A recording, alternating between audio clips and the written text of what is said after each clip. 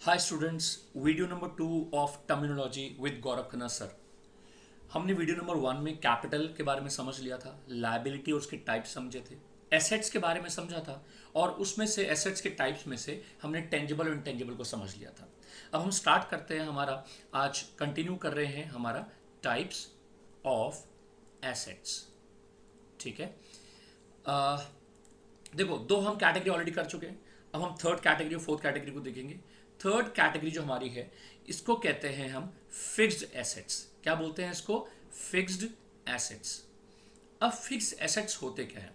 जब आप fix assets पढ़ेंगे तो साथ में एक और एसेट आपको पढ़ना होगा। जैसे टेंजिबल के साथ इंटेंजिबल पढ़ना चाहिए, ऐसे फिक्स के साथ आपको पढ़ना चाहिए करंट एसेट्स। Current assets. कई लोग, कई स्टूडेंट्स तो फटाफट इंटरप्रेट कर लेंगे, क्योंकि सर हमने करंट लायबिलिटी पढ़ा हुआ है, तो शायद हम करंट एसेट्स को गैस कर सकते हैं। ठीक है, आएंगे करंट एसेट्स पर बाद में, पहले फिक्स एसेट्स को देखते हैं। ठीक है, फिक्स एसेट्स होते क्या है? फिक्स एसेट्स गाइस वो एसेट्स होते हैं जो हम बिजनेस में परचेज करते हैं for continuous use. For continuous use, यानी वो एसेट्स जो बिजनेस में कंटिन्यूसली यूज में आएंगे। ठीक है, अगर मैं इन दोनों में कंपैरिजन करूं तो मैं कह सकता हूं कि वो एसेट्स जिसको हम रीसेल के लिए परचेज करते हैं, रीसेल के लिए, वो करंट एसेट्स होते हैं। लेकिन जिसको हम रीसेल के लिए, not, they are not purchased for resale, वो रीसेल के लिए नहीं खरीदे जाते। ठीक है, इनको हम रीसेल के लिए नहीं खरीदते हैं, इनको हम खरीदते हैं for use in producing goods and services. यानी आप अपने बिजनेस में गुड्स और सर्विसेज को प्रोड्यूस करने के लिए जिन चीजों को, जिन प्रॉपर्टीज को खरीदते हैं, यानी पहले समझ लीजिए ध्यान से, फिक्स एसेट्स क्या होते हैं? इनको आप कंटिन्यूस यूज में लाते हैं, यानी ये 1 साल, 2 साल, 3 साल, 4 साल, 5 साल तक रहती है। तो हम कह सकते हैं कि फिक्स एसेट्स का जो बेनिफिट होता है, फिक्स एसेट्स का बेनिफिट, ये for a period of more than a year, more than 1 year, 1 साल से ज्यादा का बेनिफिट फिक्स एसेट्स देते हैं। ये कंटिन्यूस यूज में आते रहते हैं। They are not purchase for resale, इनको रीसेल के लिए नहीं खरीदते हैं अपन। ठीक है, और इनको किस लिए खरीदते हैं? So that we can produce further goods and services, हम इनको आगे काम में ले सकते हैं। ठीक है, हम कह सकते हैं ये बहुत रेगुलर उसमें नहीं होते, इनके ऊपर जो खर्चा करते हैं, यानी एक्सपेंसेस ऑन फिक्स्ड एसेट्स। मैं शॉर्ट फॉर्म यूज कर रहा हूं गाइस, आप यूज नहीं करेंगे। ठीक है, याद रखिएगा। Expenses on on fixed assets are not regular in nature. ठीक है, जैसे अगर मैं बात करूं कि अगर आपके डैड कार परचेज करते हैं, तो आपको क्या लगता है कार खरीदना हर साल परचेज करते हैं? नहीं ना। ठीक है, इसका बेनिफिट 1 साल से कम का होगा या ज्यादा का होगा? सर ज्यादा का होगा। ऐसे ही बिजनेस के अंदर अगर हम मशीन परचेज करते हैं, ठीक है, अगर हम लैंड परचेज करते हैं, अगर हम बिल्डिंग परचेज करते हैं, अगर हम इक्विपमेंट्स परचेज करते हैं, जैसे कि हमने एसी परचेज किया, वो इक्विपमेंट्स अगर हम खरीदते हैं, ठीक है, तो ये जितनी भी एसेट्स हैं, या आपने मान लीजिए फर्नीचर ले लिया, ये जो एसेट्स हैं इनका बेनिफिट सोच के देखो, कार का, मशीन का, लैंड, बिल्डिंग, इक्विपमेंट, फर्नीचर, इनका बेनिफिट 1 साल का होगा या more than 1 year? It is going to be more than 1 year. ये कंटिन्यूस आपके यूज में आएंगे। अच्छा, आपके डैड ने कार क्यों खरीदी, या एक बिजनेस में मशीन क्यों खरीदते हैं? बेचने के लिए खरीदते हैं क्या? नहीं, they are not purchase for resale. ठीक है, करंट एसेट्स इनके ऑपोजिट होते हैं। करंट एसेट्स को खरीदा ही रीसेल के लिए जाता है। किसके लिए जाता है? रीसेल के लिए। Basically current assets are held with the business for conversion into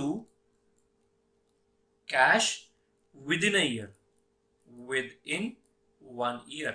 यानी करंट एसेट्स 1 साल के अंदर कैश में कन्वर्ट हो जाते हैं। एक और खास बात करंट एसेट्स की खास बात अगर हम बात करते हैं, their value keeps on changing, यानी इनकी वैल्यू एक जैसी नहीं रहती, इट कीप्स ऑन चेंजिंग। इनको हम फ्लोटिंग या सर्कुलेटिंग सर्कुलेटिंग एसेट्स के नाम से भी जानते हैं। ठीक है, आप याद रखना। फॉर एग्जांपल, जैसे मैं इसके एग्जांपल दे देता हूँ। फॉर एग्जांपल हमारे करंट एसेट्स, मैंने आपको एग्जांपल दिया, करंट एसेट्स के एग्जांपल में हमारे क्या क्या आता है। करंट एसेट्स में हमारा आता है कैश बैलेंस, करंट एसेट्स में आपका आ जाएगा बैंक बैलेंस, क्योंकि वो खुद ही कैश के फॉर्म में है। ठीक है, करंट एसेट्स में आपके आ जाएंगे डेटर्स, डेटर्स DEBTORS, इसमें बी साइलेंट होता है। डेटर्स क्या होते हैं अभी हम इसी वीडियो में कवर करेंगे, डेटर्स। देन करंट एसेट्स में आपका आ जाएगा स्टॉक, स्टॉक जिसका आप काम करते हो। ठीक है, वो वाले जो गुड्स हैं आपके पास, स्टॉक हो गया। करंट एसेट्स में आ जाएंगे prepaid expense, prepaid expenses. Current assets में आ जाएगा बिल्स रिसीवेबल, BR, BR को क्या बोलते हैं, बिल्स रिसीवेबल। ये कुछ एग्जांपल्स है करंट एसेट्स के। अच्छा, एक डेफिनेशन आपको और याद रखनी है करंट एसेट्स की, जो मैंने आपको बताया था ऑपरेटिंग साइकिल पीरियड वाले में आपको कैलकुलेशन बताई थी करंट लायबिलिटी के लिए, सेम चीज यहां पर भी एप्लीकेबल होगी। यानी वो एसेट्स जो आपको 12 महीने से अंदर का बेनिफिट दे रहे हैं, डेफिनेटली वो तो करंट एसेट्स होंगे ही होंगे। इसके अलावा अगर वो 12 महीने से ज्यादा का बेनिफिट है, उनका 15 महीने का बेनिफिट है या 16 मंथ्स का बेनिफिट है, तो उस केस में उसको ऑपरेटिंग साइकिल पीरियड से हम कंपेयर करते हैं। तो ये थे हमारे कौन से एसेट्स, हमारे fixed assets and current assets. Hope आपको ये फिक्स्ड एसेट्स और करंट एसेट्स आ गया होगा। अब तक हमने 4 टाइप के एसेट्स कर लिए, टेंजिबल और इनटेंजिबल, यानी जिनकी फिजिकल फॉर्म होती है और जिनकी फिजिकल फॉर्म नहीं होती। फिक्स्ड एसेट्स और करंट एसेट्स, यानी कि जिसमें लॉन्ग टर्म का बेनिफिट देते हैं और जो शॉर्ट टर्म का बेनिफिट देते हैं, उनको फिक्स्ड एसेट्स या करंट एसेट्स कहते हैं। देखते हैं और कितने टाइप के एसेट्स होते हैं। फोर्थ कैटेगरी जो हमारी है वो है लिक्विड एसेट्स। ठीक है, अब लिक्विड एसेट्स वर्ड आपको कई बार सुनने को मिलेगा, एक टर्म सुनने को मिलेगा, उसको बोलते हैं लिक्विडिटी। क्या बोलते हैं, लिक्विडिटी। ठीक है, लिक्विडिटी का मतलब होता है easy and fast convertibility into cash. वो एसेट्स जो बहुत जल्दी कैश में कन्वर्ट हो सकते हैं with in a very short span of time. Let's say मैं ले लेता हूं 3 मंथ्स। ऐसे एसेट्स जो बहुत जल्दी आपके कैश में बदले जा सकते हैं, उनको हम लिक्विड एसेट्स कहते हैं। क्या कहते हैं हम उनको, लिक्विड एसेट्स। याद रखना, आपका जो लिक्विड एसेट्स होते हैं इनको क्विक एसेट्स भी कहते हैं। क्या कहते हैं, क्विक एसेट्स भी कहते हैं, यानी वो एसेट जो क्विकली कैश में कन्वर्ट हो सकते हैं। एक आपको एग्जांपल के रूप में समझाता हूं, एक फॉर्मूला है। अगर मुझे लिक्विड एसेट्स निकालना हो, लिक्विड 12th में भी काम आएगा, ध्यान से ही। लिक्विड एसेट्स का मतलब ऑल करंट एसेट्स। पहले तो मैं ऐसे लिख देता हूं, अब सोचो करंट एसेट्स क्या था। करंट एसेट्स वो थे जो हमें लेस देन 1 ईयर का बेनिफिट देते हैं और हम उनको बेचने के लिए खरीदते हैं, उनको हम लॉन्ग टर्म के लिए यूज नहीं करते। ठीक है, ये ऑल करंट एसेट्स। इसमें से हमें हटाना है स्टॉक, ठीक है, और हमें हटाना है प्रीपेड एक्सपेंस, प्रीपेड एक्सपेंस। अगर हम स्टॉक और प्रीपेड एक्सपेंस हमारे करंट एसेट्स में से लेस कर दें, तो जो बचेगा उसको कहेंगे हम लिक्विड एसेट्स या उसको कहेंगे हम क्विक एसेट्स। ये फॉर्मूला है, ध्यान रखिएगा। ठीक है, अब अगर आप डेफिनेशन के साथ फॉर्मूला भी लिखते हैं, so you get an advantage, आपको एक एक्स्ट्रा मार्क्स मिलने की इसमें रहती होगी। ठीक है, ये हो गया हमारा लिक्विड एसेट्स। नेक्स्ट एसेट आता है हमारा, उसको बोलते हैं हम वेस्टिंग एसेट्स। क्या बोलते हैं, वेस्टिंग एसेट्स। और वेस्टिंग एसेट्स क्या होता है, थोड़ा अजीब सा नाम है। ठीक है, ये एसेट्स बेसिकली वो एसेट्स होते हैं जो वन पॉइंट ऑफ टाइम पर जिनकी वैल्यू 0 हो जाए। देखो समझो, अगर मान लो मैं आपकी बात करता हूं, आपके पास एक एसी है, क्या है आपके पास, एक एयर कंडीशनर है। ठीक है, उसकी वैल्यू है 40,000। कितनी है, 40,000। आप उसको 1 साल यूज कर लेते हैं। 1 साल बाद क्या उसकी वैल्यू सेम रहेगी, आफ्टर 1 ईयर उसकी वैल्यू कम हो जाएगी। लेट्स से 5,000 से उसकी वैल्यू कम हो गई। ठीक है, और उस एसी की वैल्यू 1 साल बाद रहेगी 35,000। ठीक है, फिर 1 साल और बीत गया, यानी सेकंड ईयर में फिर यूज हुआ, फिर उसकी वैल्यू रह गई 5,000। ठीक है, ऐसे चलता रहा। तो पहली बात तो एक टर्म समझ लीजिए, जो एसेट की वैल्यू कम हो रही है, किसी भी फिक्स्ड एसेट की वैल्यू जब कम होती है यूज करने से या टाइम बीतने से, उसको हम बोलते हैं डेप्रिसिएशन।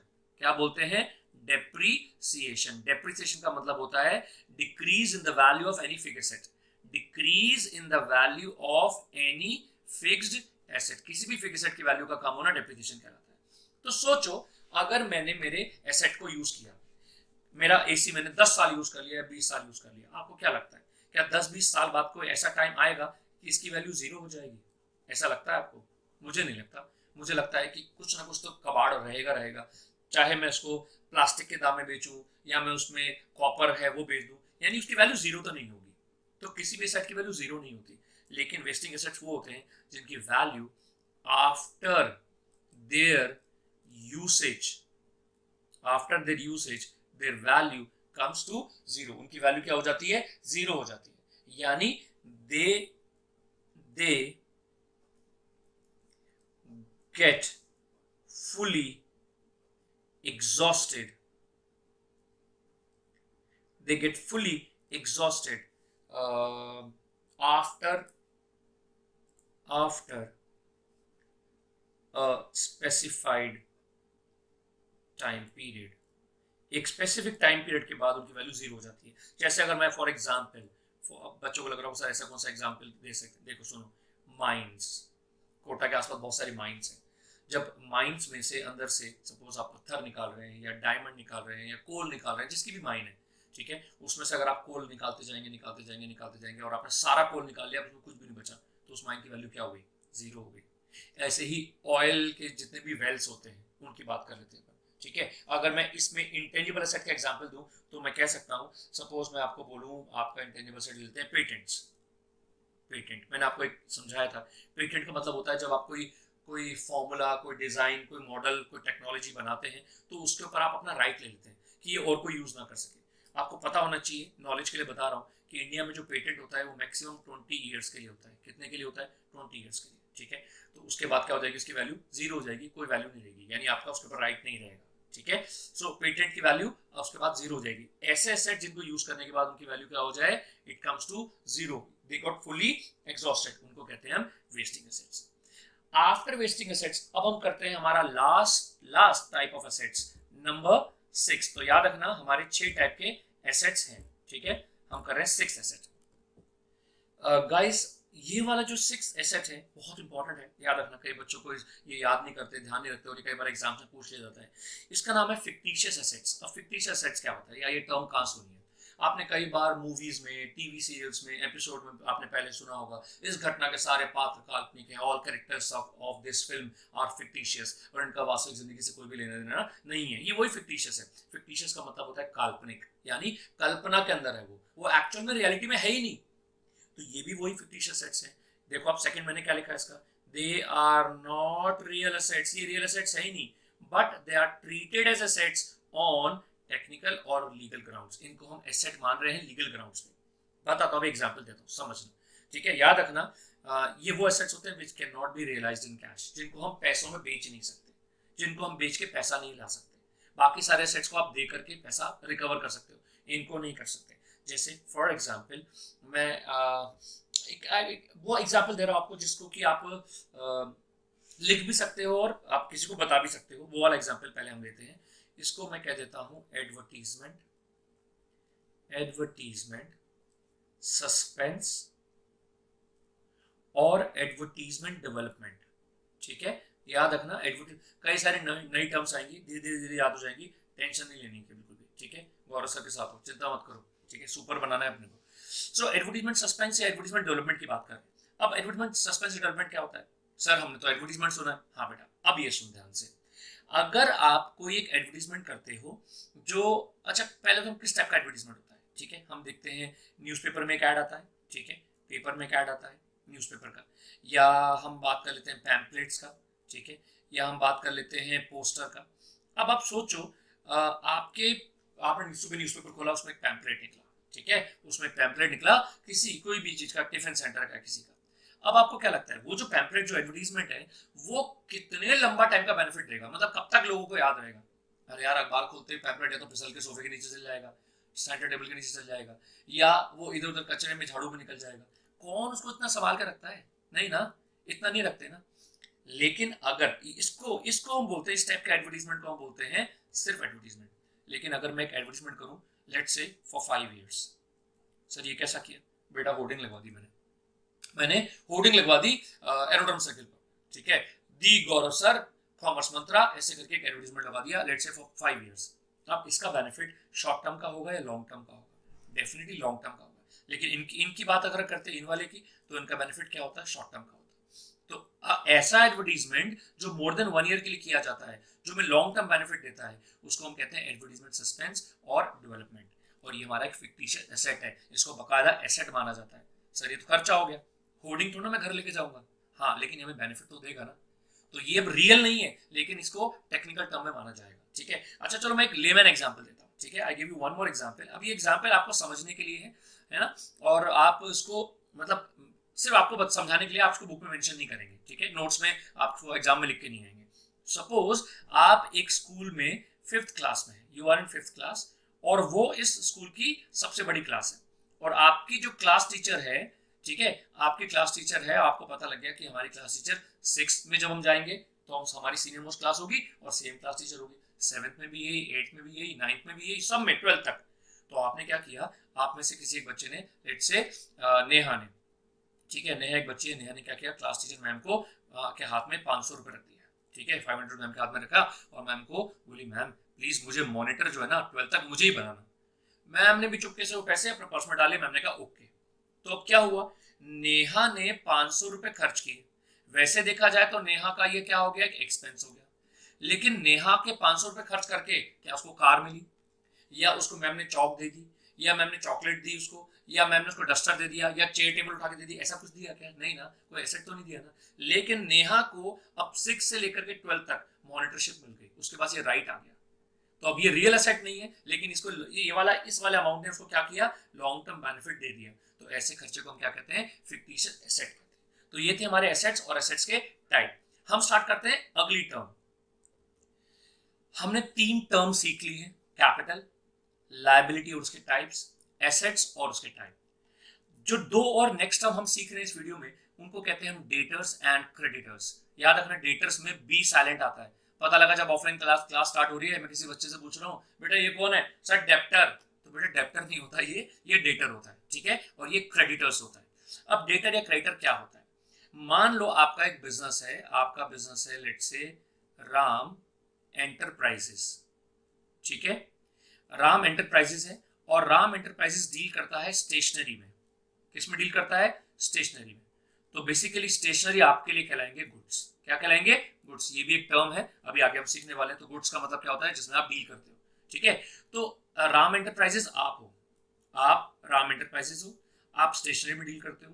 अब आपने क्या किया, आपने मोहन एंटरप्राइजेस से या मोहन एंड सन्स, ये एक दूसरा बिजनेस है, ठीक है, तो मोहन एंड सन्स से आपने कुछ गुड्स परचेज किए, गुड्स परचेज किए और पेमेंट नहीं दिया, यानी आपने गुड्स परचेज किए वो ऑन क्रेडिट लिए। यहाँ क्रेडिट का मतलब क्या है, यहाँ क्रेडिट का मतलब उधार होता है, ठीक है। कई बच्चे पहले से ही ना, ऐसे कई बच्चे होंगे, कई बच्चों के भाई बहन होंगे, कोई बड़ा सीनियर होगा, है ना, अंकल होंगे, वो सीधे आपसे बोलेंगे अच्छा गौर से पढ़ रहा है, चल बता डेबिट क्या होता है, चल बता क्रेडिट क्या होता है, ठीक है, सीखेंगे हम डेबिट क्या होता है, क्रेडिट क्या होता है। मैं आपको एक चीज बता देता हूँ, कई लोग जो अकाउंट्स पढ़ चुके हैं उनको नहीं पता कि डेबिट क्या होता है, क्रेडिट क्या होता है। आप किसी पूछोगे तो वो ये बोलेगा अरे यार ये 2 ऐसी चीज होती है, इन होता है आउट होता है, सब गलत है, वो मैं बताऊंगा क्या होता है, ठीक है। फिलहाल यहाँ क्रेडिट एक इंग्लिश टर्म की तरह यूज हुआ है, क्रेडिट का मतलब होता है उधार। आप राम एंटरप्राइजेस हो, ठीक है, आपने मोहन एंड सन से स्टेशनरी, क्योंकि आप स्टेशन डील करते हो, तो आपने स्टेशनरी उससे परचेज की उधार पे। तो अब आपने जो गुड्स ले लिए हैं, आपको उसको पेमेंट तो देना पड़ेगा, आपने पेमेंट तो दिया ही नहीं है, तो आपने इसको पेमेंट देना है, ठीक है, आपने परचेज किया है। तो इस केस में ये जो आपका मोहन होगा, इसको बोलेंगे क्रेडिटर। मोहन क्या होगा आपका, क्रेडिटर, क्योंकि आपने इससे उधार पे यानी क्रेडिट पे कुछ परचेज किया है, ठीक है। और मोहन के लिए आप क्या होंगे, डेटर। मोहन के लिए आप क्या होंगे, डेटर। फिर समझते हैं एक और एग्जांपल से, जरा ध्यान से देखना। हम सिंपल लैंग्वेज में सीख रहे हैं, पहले क्रेडिटर्स को देख रहे हैं। क्रेडिटर्स आर दोज पीपल और business firm from whom we purchase goods on credit and the amount is still due। यानी वो इंसान जिससे आपने क्रेडिट पे गुड्स परचेज किए होंगे, उसको आप क्रेडिटर कहते हैं। Creditor are those people from whom we purchase goods on credit, ठीक है। अब डेटर क्या होते हैं ये भी देख लीजिए, बहुत सिंपल हो गया। Debtor are those people or business firm to whom we sell goods on credit, to whom we sell goods on credit, जिसको हमने गुड्स उधार पे बेचे हैं, and amount is still due, amount is still due। तो अब याद कैसे रहेगा, ये थोड़ा सा कंफ्यूजन हो सकता है, तो याद रखने के लिए आपको हमेशा याद रखना एस डी बर्मन, ठीक है, और पी सी बर्मन। आप कहोगे आर डी बर्मन जी के दो भाई बहन है, ठीक है, तो नहीं ऐसा कुछ नहीं है। सुनो, एस डी बर्मन और पीसी बर्मन, इनमें बर्मन और बर्मन तो कैंसिल हो गया, बचा क्या, एस डी और पीसी। अब एस डी से याद रहेगा, एस मतलब सेल, डी मतलब डेटर, यानी जिसको आप सेल करते हो उधार पे वो आपका डेटर बन जाता है। पीसी यानी जिससे आप परचेज करते हो उधार पे वो आपका क्रेडिटर बन जाता है, ठीक है। तो सेल जिसको आप कर रहे हो वो डेटर बनेगा, याद रखना उधार पे, और जिसे खरीद के ला रहे हो वो आपका क्या बन जाएगा, क्रेडिटर। अब जैसे मान लो मैं आपको बोलूं कि बेटा तुम्हारी मम्मी ने तुम्हें एक शॉप पे भेजा, ठीक है, पड़ोस में तुम्हारे घर के पास में एक शॉप है, let's say Gupta provision store, तुम गए और तुम जाके वहां से ब्रेड चीनी बटर ये लेके आ गए और तुमने बोल दिया कि पेमेंट मम्मी दे जाएंगी, ठीक है, फलाना फलाने घर से मैं आया हूँ। अब क्या हुआ, तुम मुझे बताओ वो शॉपकीपर तुम्हारे लिए क्या होगा, डेटर होगा या क्रेडिटर होगा। सोचो, तुमने बेचा है उसको या खरीदा है, तुम खरीद रहे हो उधार में, इसका मतलब क्या होगा, वो तुम्हारा क्रेडिटर है और तुमने पेमेंट देना है। लेकिन उसके लिए तुम क्या होगे, वो तो बेच रहा है, तो उसके लिए वो अपनी बुक में तुम्हें क्या लिखेगा, एज अ डेटर लिखेगा। एक बात और मैं मेंशन कर देता हूं यहाँ पर, डेटर्स में और उसमें क्रेडिटर्स में, दोनों में, डेटर्स आर करंट एसेट्स, पीछे भी मैंने आपको बताया था, debtors are current assets and creditors are current liability, current liability. ऐसा क्यों, क्योंकि नॉर्मली हम जब खरीदते हैं तो हम शॉर्ट टर्म के लिए खरीदते हैं और सामने वाले को हमें पेमेंट वापस करना होता है, ठीक है। ये हमारी हो गई दो टर्म, यानी कि टोटल 5 टर्म्स कर ली। नंबर 6 टर्म जो हमारी आ रही है वो है स्टॉक, ठीक है। स्टॉक से पहले मैं समझाना चाहूंगा आपको कौन सी, नंबर 7 में यहां मेंशन कर देता हूं। नंबर 7 को पहले मैं मेंशन कर देता हूं। नंबर 7 इज गुड्स, ठीक है, अभी ऊपर भी बताया था गुड्स क्या होता है। Goods are those items in which business deals, goods are those items in which business deals। जैसे कार, अगर हम बात करते हैं कार डीलर के लिए, तो कार डीलर क्या करता है, कार बेचता है, तो उसके लिए कार क्या हो जाएगा, गुड्स हो जाएगा, ठीक है। स्टेशनरी वाले के लिए स्टेशनरी गुड्स है, जो गारमेंट्स का काम करता है उसके लिए गारमेंट्स गुड्स है, गॉट इट, ये तो गई गुड्स की बात। अब हम बात करते हैं स्टॉक की। स्टॉक क्या होता है समझना, अगर मैं बोलूं मेरी दुकान पर एक लड़का काम करता है रामू, मैंने कहा रामू, मेरा काम है, सपोज मेरी शॉप है गारमेंट्स की, मैंने कहा रामू जरा जा बेटा और देख के आ कि गोडाउन में कितना माल पड़ा है। रामू गया और जाके देख के आया, सर 20 शर्ट्स पड़ी हुई है, 10 ट्राउजर्स पड़ी हुई है, 30 डेनिम पड़ी हुई है। तो उसने मुझे क्या बताया, उसने वहां जाकर के गुड्स को गिना और जितना गुड्स वहां पड़ा हुआ है वो बताया, उसको कहते हैं स्टॉक। क्या कहते हैं, स्टॉक। तो स्टॉक क्या होता है, स्टॉक कह सकते हैं those goods which are lying unsold in the business। वो गुड्स, सपोज आपने 100 गुड्स खरीदे थे किसी चीज के, 100 जीन्स खरीदी थी, आपने उस 100 जीन्स में से 70 बेच दी, तो अभी कितनी बची हुई है, 30, और वो अनसोल्ड है ना। So goods are those, stock are those goods which are lying unsold, जो अभी तक बिका नहीं है। अगर हम स्टॉक को किसी मैन्युफैक्चरिंग बिजनेस के लिए बात करें, किसके लिए, मैन्युफैक्चरिंग, अगर कोई मैन्युफैक्चरिंग बिजनेस में हो, मैन्युफैक्चरिंग समझते हो ना, ठीक है, एक ट्रेडिंग बिजनेस होता है और एक मैन्युफैक्चरिंग होता है, ठीक है। यहाँ मेंशन कर देता हूँ ट्रेडिंग बिजनेस। ट्रेडिंग बिजनेस का मतलब होता है कि आप बना बनाया खरीदते हो और किसी को बेच देते हो। मैन्युफैक्चरिंग क्या होता है, आप खुद ही बनाते हो, बना बनाया नहीं ला रहे हो आप। तो मैन्युफैक्चरिंग बिजनेस के हिसाब से स्टॉक 3 टाइप का होता है। स्टॉक 3 टाइप का होता है। पहला स्टॉक कल वाली वीडियो में भी मैंने आपको दिया था, पहला रॉ मटेरियल, दूसरा वर्क इन प्रोग्रेस, और तीसरा फिनिश्ड गुड्स। फिनिश्ड गुड्स, ये 3 टाइप के स्टॉक होते हैं किसी भी मैन्युफैक्चरिंग बिजनेस के लिए। रॉ मटेरियल यानी कच्चा माल, वर्क इन प्रोग्रेस जो अभी आधा कच्चा है लेकिन पूरा बना भी नहीं है, और फिनिश्ड गुड्स, ठीक है। जैसे अगर मैं बात करूं, सपोज एक छोटा सा बिजनेस चाय की थड़ी, उसके पास चाय की पत्ती पड़ी हुई है, चीनी पड़ा हुआ है, दूध पड़ा हुआ है, अलग से अलग अलग जार में, तो वो उसका रॉ मटेरियल है जो उसके जार में पड़ा हुआ है। उसने गैस के ऊपर पतीले में पानी, दूध, चीनी, ठीक है, चाय की पत्ती मिला के डाल दिया, तो अब वो ना तो रॉ मटेरियल है ना वो चाय बन गई है, वो वर्क इन प्रोग्रेस है। और कुछ चाय वो बना करके कप में सामने कस्टमर को सर्व कर चुका है, इसको कहते हैं फिनिश गुड्स। Got it? समझ, आई होप आपको समझ में आ गया होगा। ठीक है, ये था हमारा स्टॉक। आज इस वीडियो में हम इतने ही टर्म समझेंगे, ठीक है। अगले वीडियो में हम इस चैप्टर को फिनिश करेंगे और उसके बाद हम स्टार्ट करेंगे हमारा न्यूमेरिकल टॉपिक, ठीक है। And that is a very very very important topic जो हम इसके नेक्स्ट वीडियो में स्टार्ट करेंगे। एंड माइंड माय वर्ड्स, वो अगर आपको पकड़ लिया आपने उस टॉपिक में जिसकी पकड़ बन जाएगी, आई एम श्योर कि वो अकाउंट्स में कभी भी मात नहीं खाएगा।